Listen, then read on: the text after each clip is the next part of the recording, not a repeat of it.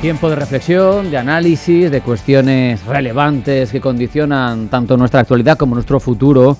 ¿Con quién? Con Luis Garbía, director del Máster en Gestión de Riesgo Financiero de ICADE. Luis, bienvenido, buenas tardes. Buenas tardes, Rafa. Menuda semanita y además parece que se empiezan a precipitar cosas. Cuestiones muy interesantes.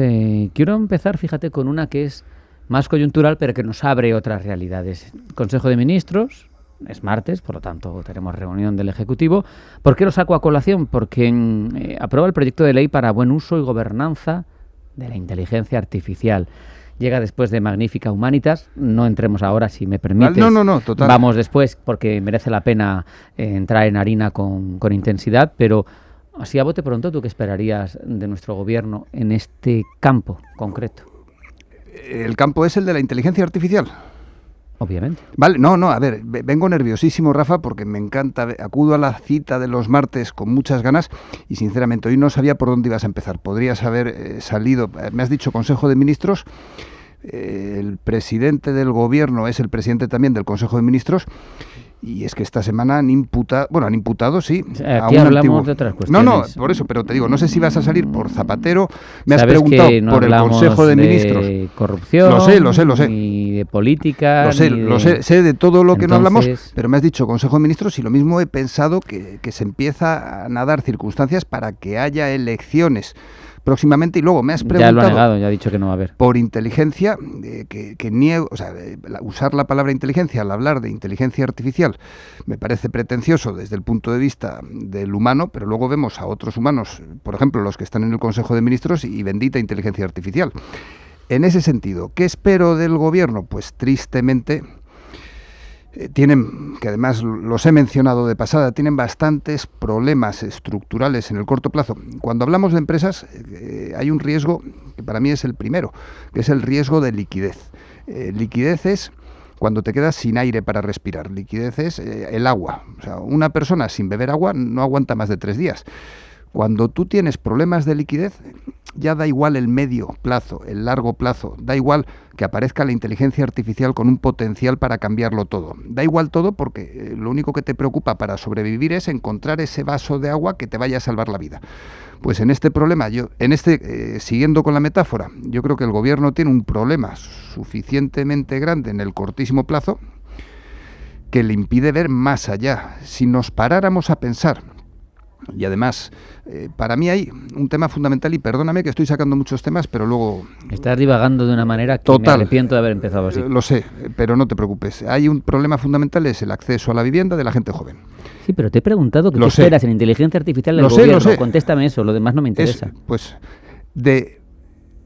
En relación con el grandísimo problema, que para mí es yo donde centraría un pacto de Estado para resolver el tema de las pensiones, el problema de la gente joven, para mí eso es lo fundamental. Pararía el mundo, pararía las máquinas, metería a todos, oposición y gobierno, en una sala y no les dejaría salir hasta que no resolvieran ese problema. Pues el cemento para resolver ese problema y el cemento para resolver todos los problemas que tenemos en la actualidad se llama inteligencia artificial.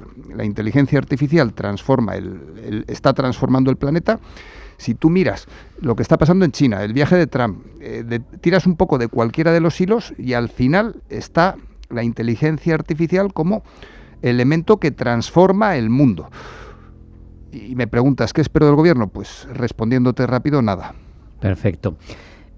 Vamos con lo importante de fondo, de calado.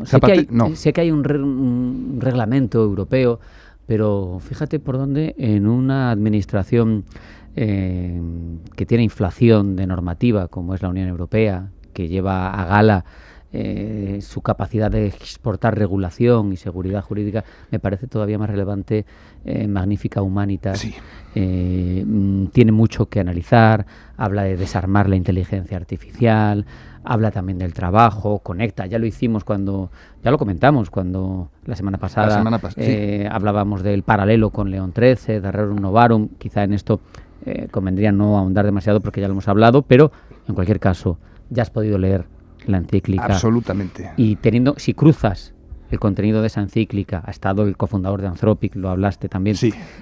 No te preocupes que no me repito. Si cruzas el contenido de la encíclica con la deriva, con la evolución de esa revolución que es la IA, ¿Qué ves? A ver, por un lado, ¿qué veo yo? Que no lo menciona explícitamente, porque a ver, esto es estar en el Vaticano y citar a Jesús, como que es lo del 6-7 que dicen la gente joven, está muy visto. Pero en la radio Jesús comentó, pensando en lo de Europa, lo de que la ley, él lo dijo, él encarnó la ley en el sábado. El sábado la ley está hecha para servir al hombre, no el hombre y la mujer, por supuesto, para servir a la ley. Esto es cuando Jesús curó a una persona que estaba enferma en sábado, si no se hubiera muerto, y él transgredió la ley para salvar a una persona. Eso pensando en lo de la regulación, y es que por muy legal que digan nuestro presidente, por muy legal que diga cualquier persona que cualquier acción es legal, tú puedes ser un perfecto desgraciado, puedes ser un perfecto corrupto, cumpliendo con la legalidad, pero es que luego rascas y además es ilegal. O sea, por un lado, esa idea de que la ley europea, en nuestro caso, una ley que además hunde sus raíces, entre otros sitios, en el Vaticano. Jesús era además judío. O sea, aquí hay un componente, San Pablo era griego, o sea, tenemos la cultura helénica, la cultura filosófica europea, yo creo que está reflejada en esa encíclica. Y luego, yendo al texto completo, a mí me ha encantado, hay dos, él juega el León XIV con dos metáforas. Una es Babel. Dice que la inteligencia artificial, eso de una sola lengua, esa construcción de Babel, que me parece maravillosa y deliciosa, y yo creo que encaja con muchas de las cosas que ya llevamos hablando y no me quiero repetir. Y frente a Babel, él menciona una figura que no es tan popular, que es Nehemías. Nehemías y la construcción del templo de Salomón. O sea, Salomón le conocemos, o deberíamos de conocerle todos, rico, hijo de reyes, y Nehemías era el copero de Salomón. O sea, era...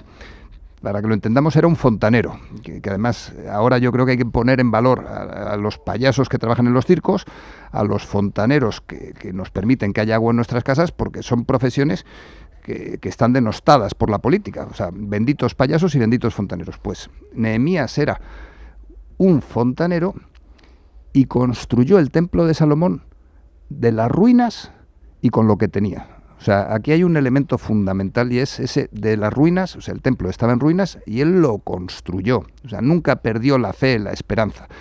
Y luego con lo que tenía. O sea, no pensando en SpaceX, la salida a bolsa, pensando en los centros de procesos de datos que consumen más energía, que necesitan más dinero del que nos cobran y aún así necesitan seguir imprimiendo dinero, pensando en esa deriva de la Torre de Babel, que además converge con la figura de Salomón rico. O sea, a ver, comparar a Trump con Salomón es como comparar, qué sé yo, cualquier cosa con cualquier cosa. En este sentido, la figura de Nehemías, de alguien que es capaz de construir con lo que tiene, yo creo que nos permite, a ti y a mí, desde esta tertulia, ¿qué podemos hacer? Pues al final llevamos ya 7 años poniendo un ladrillito, otro ladrillito. Cualquier profesor que nos esté escuchando desde un colegio, ¿qué puede hacer? Pues lo mismo. Cualquier estudiante, pues al final esto es un trabajo de muchos pocos, que si hay algo que nos ha enseñado la Iglesia, con sus más de 2000 años de historia, es que muchas veces, pues pensando también en España, lo del 8, o sea, que tenemos a Fernando VII, que los dirigentes que no se portan tan bien, pero esa iglesia de base, que tú sabes, Rafa, que voy con mi mujer a Valdemoro, a centros penitenciarios, pues siempre está la iglesia, o sea, siempre hay misiones, siempre te encuentras a una monja, siempre te encuentras a un cura. Y si alguien es ateo, me da igual. O sea, al final esto no es... O sea, estoy hablando de un espíritu europeo, claro, frente a, con cariño y respeto, frente a, pues en Oriente también hay un sentimiento de la comunidad, pero diferente al que desde lo colectivo está por delante de lo individual. Totalmente. La concepción del mundo asiática. Nunca habrá una guerra justa, ha dicho.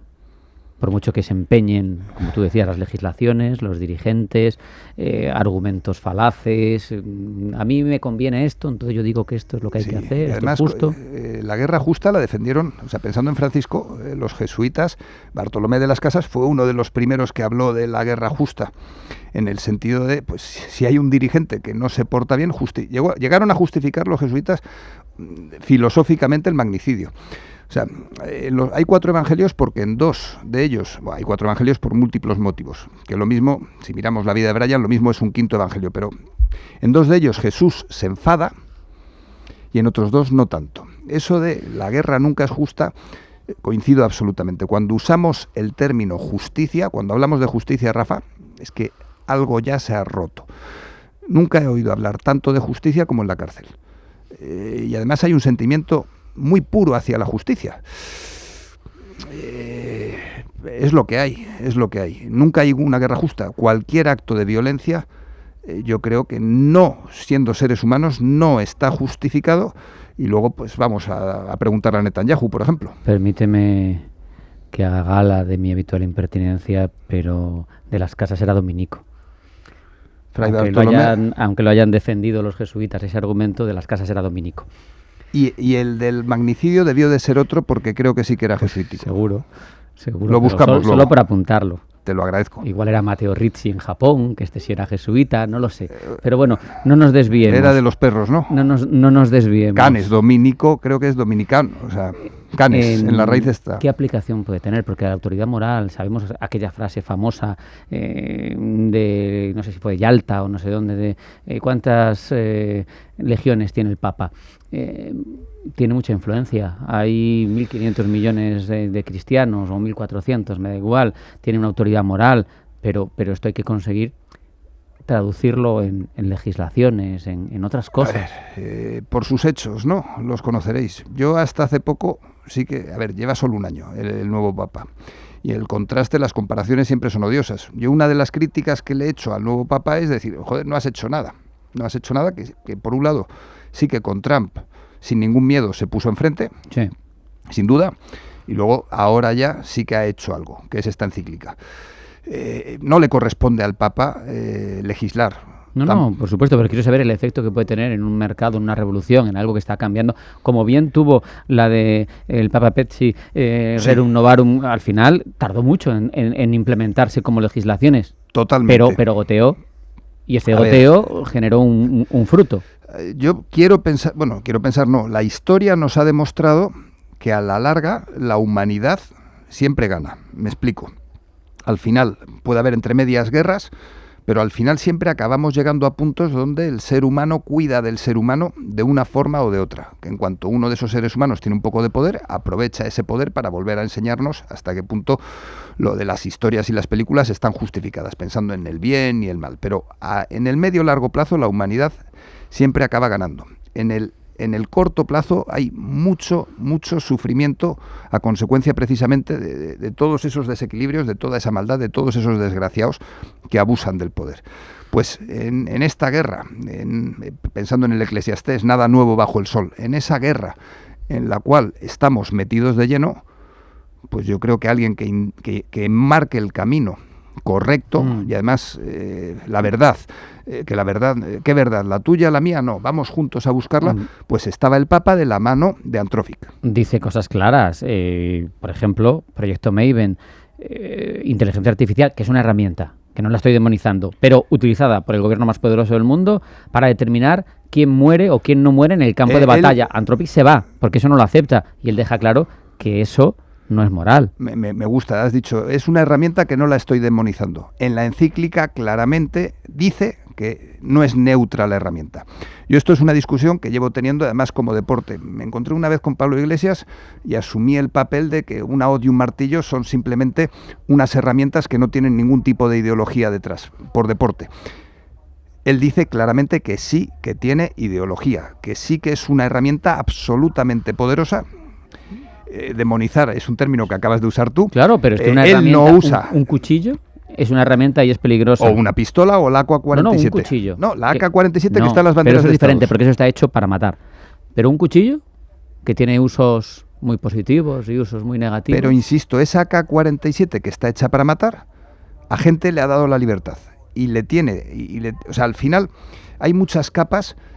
Toma partido el Papa y dice, cuidado que la inteligencia artificial sí que puede ser absolutamente dañina para la humanidad. Puede deshumanizar cuando quita al ser humano de esa decisión de matar.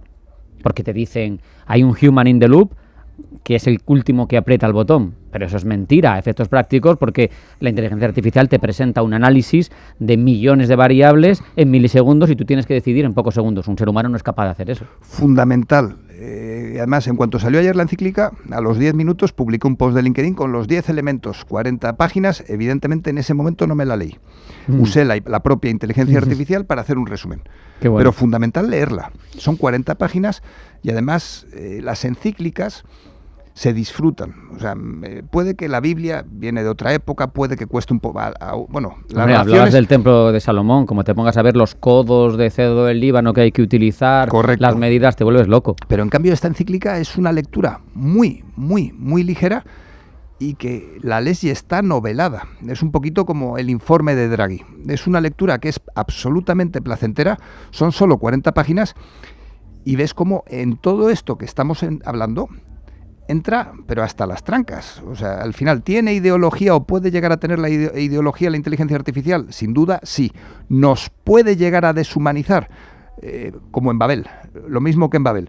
¿Puede haber algún rey que Salomón, los salmos, Salomón era sabio, pero le pone en el foco como un rey sabio, un gobernante sabio que se equivoca? Frente a Nehemías, el copero, el fontanero, que es capaz de construir de la nada el templo. No de la nada, porque si fuera de la nada todavía es más fácil construir, sino construir en ruinas, con ese odio. O sea, al final recomiendo a la gente que la lea porque nos tenemos que parar a pensar. Esto va muy rápido y la inteligencia artificial es absolutamente poderosa. Mi padre me echa broncas, me dice, hablas mucho de ella, pero es que por mucho que yo hable de ella, la capacidad de producir que permite es todavía mucho más grande. Va a ser más conmocionante, si me permites el término, que la industrialización. Que la revolución industrial, sí. A ver, sin duda, pero aunque sea solo por el factor tiempo. La revolución industrial, desde que llega, pues lo hemos comentado muchísimas veces y me has pedido que no me repita y queda poco tiempo. Pero hay un chaval en 1800 que nace sin que haya ferrocarril y ese chaval a sus nietos, cuando ya es abuelo, les dice, pues ahora llega el ferrocarril a Mataró. O sea, durante esa vida de ese señor o de esa señora, el ferrocarril llegó de una ciudad a otra. Y aún así había luditas. Pues ahora estamos viendo esos cambios absolutamente radicales que antes sucedían en generaciones, en días, Rafa. ¿Eso cómo lo absorbe una civilización? Me la sé. Yo, a ver, por un lado, a gran escala estamos jorobados. A pequeña escala yo sí sé cómo y es contigo cada martes aquí haciendo una digestión poco a poco. A ver, sé que este tipo de cosas... No. Al final cada uno lo absorbe como puede, pero que no sí, es un error. Cultura, o sea, como civilización, cultura no me gusta. Pues, claro. Pues yendo a la encíclica, yendo a Babel, yendo a nuestra historia, o sea, al final no hay que reinventar la rueda. Al final lo humano, afortunadamente, sigue siendo humano y es donde tenemos que volver a dirigir nuestra mirada, Rafa. El factor humano fundamental, el humanismo, la humanidad, las carreras humanas. Luis Garbía, director de Magnífica Humanitas. En Gestión de Riesgo Financiero de ICADE. Muchísimas gracias. No, gracias. Un abrazo. Hasta la próxima. Vamos al boletín de la 1 de la tarde. Lo trae Paul Mielgo. No se lo pierdan. Nos queda una hora de contenido aquí a media sesión en Radio Intereconomía. No se vayan.